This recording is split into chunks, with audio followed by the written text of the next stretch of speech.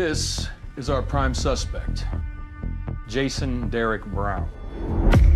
Tough to say where he might be headed at this point. I love you. We should see what kind of trail this guy leaves us pretty soon. Just not the Jason I know. He's a con man, Melanie. Plain and simple. What was it that intrigued you about this story that made you go, I have to make this into a film? Well, it goes back to an old childhood tale. I was 14 years old when the crime was committed, and the movie takes place in 2004. Before I wanted to be a filmmaker, I wanted to be an FBI agent, like Ryan's character in the movie. And I used to go on the FBI's top 10 most wanted fugitives on the website to see if I could help them catch one.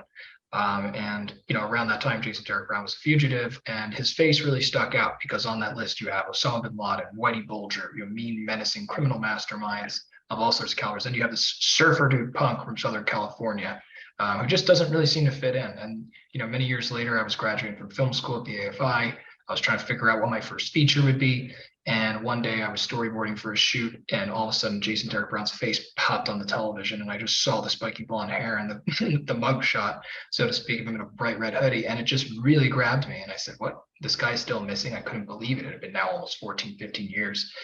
And that began a rabbit hole. That became me deciding to make this movie, because ultimately this is a story about a charismatic con man and criminal, but he meant so many different things to so many different people. And so the movie really is an exploration of this complex character. You're never gonna find him. You sure about that? I'm sure you'll figure something out. First of all, I'm a fan of the true crime genre. I think a lot of us actors love telling true stories because it makes our work a little bit easier, because you're working with variables and with people that actually exist. So, there's material out there for you to read and study about the case. At this point in my career and at my advanced age, I love supporting young filmmakers, and I really believed in Matthew to tell this story the right way based on how even-handed and sharp his script was. And I also identified with Lysing. I played military, law enforcement types in the past. There are those in my family, members of my family who are part of that world.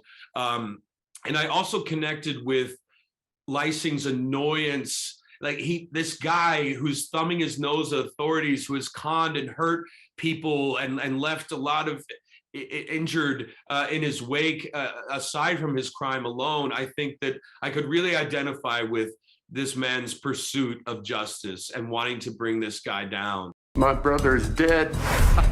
Kid quadruple diagnosed. Now, I know you know Jason, and I know he's been here recently. Got a little opportunity. This is based on a true story. You're playing a real person. What did you do to become Jason Derek Brown? Well, something that helped me right off the bat, that was a pretty quick hint in a lot of ways, was our director and writer, Matthew Gentile, had a big stack of pictures, all different pictures of Jason over the years in different settings. And felt like that gave me a really good insight into at least a part of who he was, the part of himself that he wanted to make public or that he wanted to present to people.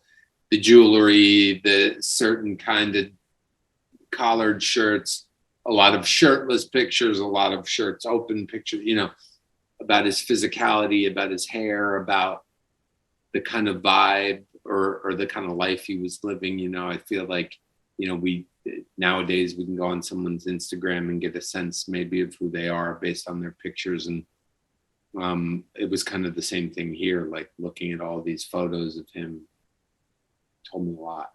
Ryan, I love the dynamic that you have with Tom's character too. And it's really cool because the two of you never actually meet. So how did you build that on-screen dynamic in that kind of situation? Matthew wanted us to never meet. He actually wanted Tom and I to never meet, but we ended up all having Thanksgiving together in Utah. I was so mad.